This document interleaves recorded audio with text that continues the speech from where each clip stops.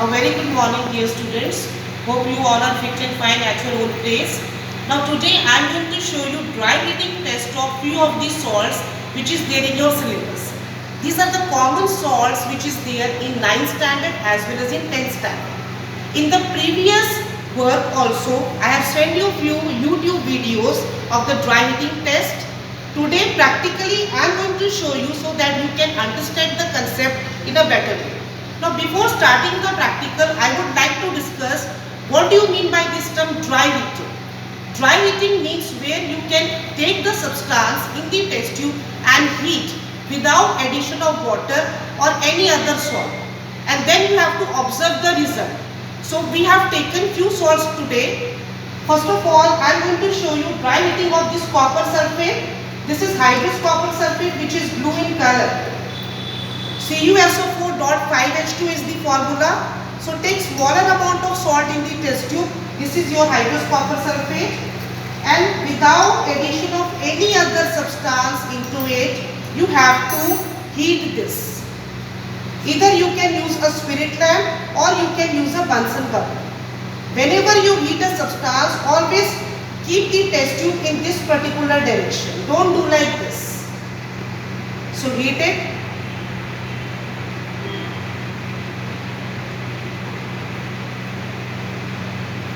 So in this salt CuSO4.5H2O, there are 5 molecules which are water of crystallization. And when we heat this salt, where hydrous copper sulfate undergoes thermal decomposition, then the blue color changes to white because these 5 molecules of water evaporate. And after some time, when you will heat it strongly for some time, I will show you what you will observe.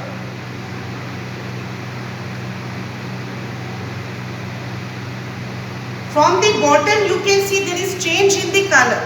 The color changes to white. You can see from the bottom, and you can also observe the water droplets inside on the inner wall of this test tube. So where are from these water droplets come from where? These are the water of crystallization. So what will be your observation? Aim is dry heating test of hydrous copper sulfate. Materials required: Bunsen burner or spirit lamp. This is your test tube holder, this is test tube, and the salt, that is hydrous copper sulfate. Procedure: take smaller amount of salt in the test tube and then with the help of test tube holder, hold the test tube and heat the salt strongly. And what will be your observation? That you have to write yourself when you will observe the result properly.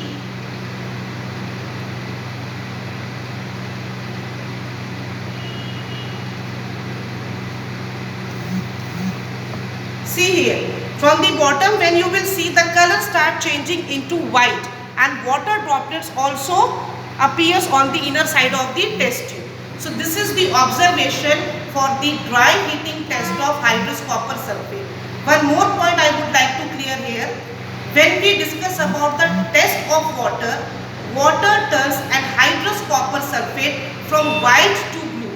So in this case also the color changes to white. If I will heat it for longer period of time, then whatever blue color is seen here, that will also convert into white color. So if I will add few drops of water into this, see here, again when we will add water, the color changes to blue. So this practical serves dual purpose. First is observation for the dry heating of hydrous copper sulfate, and with this we can also conclude the chemical test of water, that water turns an hydrous copper sulfate color from white to blue. So this is the first one. After performing, just take it out, keep it here. This is your test tube stand. And the next salt that I am going to take, that is your copper carbonate. Dry heating of copper carbonate. Color of copper carbonate salt, it is green in color. Same thing, take another clean test tube, hold this test tube with the help of this test tube holder, and then take out one spatula. Very beautiful color is there. It is basically sea green color. If you want to observe, you can see the color. This is the color of the salt. This is copper carbonate.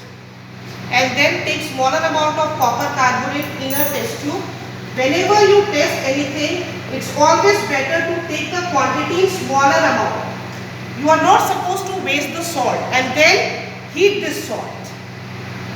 Again I am reminding you how to heat, how to provide heat. Just put this test tube in 45-degree angle. Don't do like this. And take care, whenever you will heat the test tube, no person should be there in front of the test tube, because this is simply dry heating. Whenever we do some other experiment where we are using acid or some other explosive substances, then it will create problem.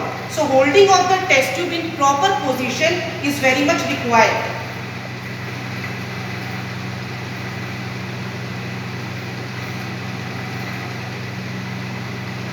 You will get the result after 1 or 2 minutes.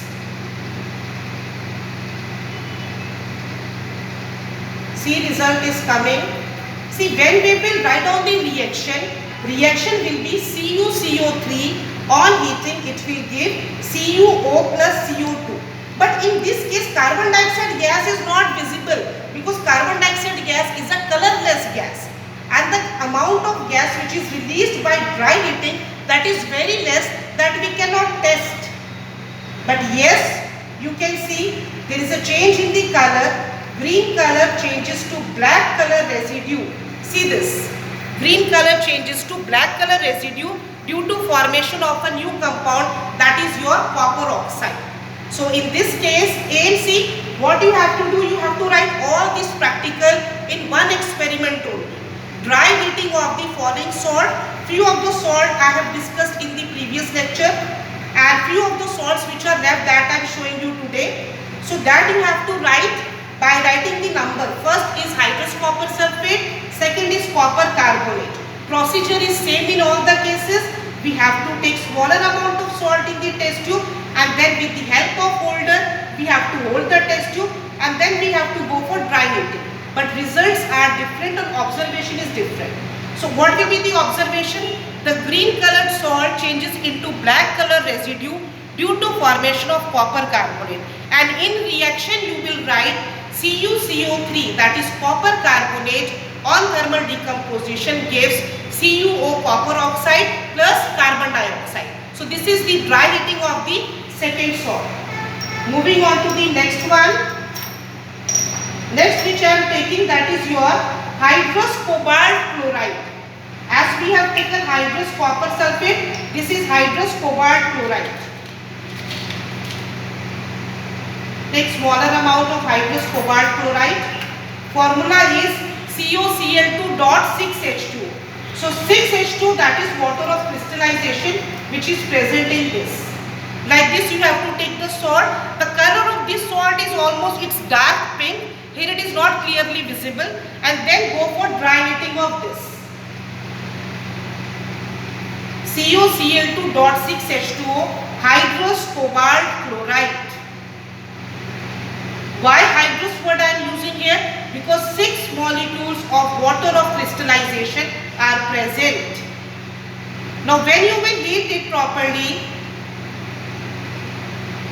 just give me 1 minute and you will get the result. See, yes.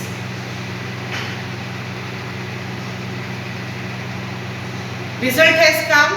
The color changes to blue. The color changes to blue, and you can also see change in the state. Earlier it was in solid state, now it is in liquid state. And on strong heating you will also observe the water vapor inside the wall of the test tube. So this is the dry heating of C. The water vapor condenses inside the test tube. Dry heating of hydrous cobalt chloride. This is also there in chemical test of water, that water turns and hydrous cobalt chloride, the color of anhydrous cobalt chloride is blue, from blue to pink. So just to confirm this, again if I will add water in this, see, the color changes, again the color changes to pink. Now coming to the next one, the next is dry heating of your metallic nitrate. In this case I am using lead 2 nitrate.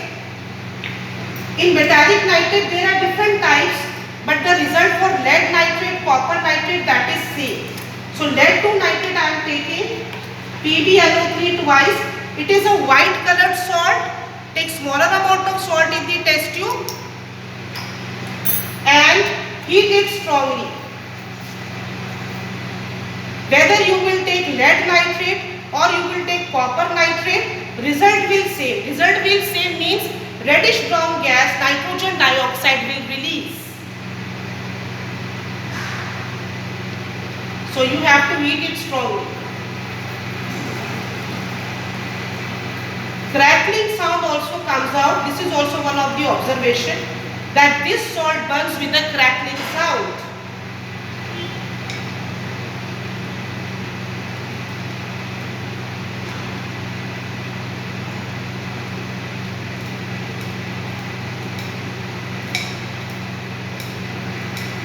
See, this is the crackling sound which comes out when we heat this salt.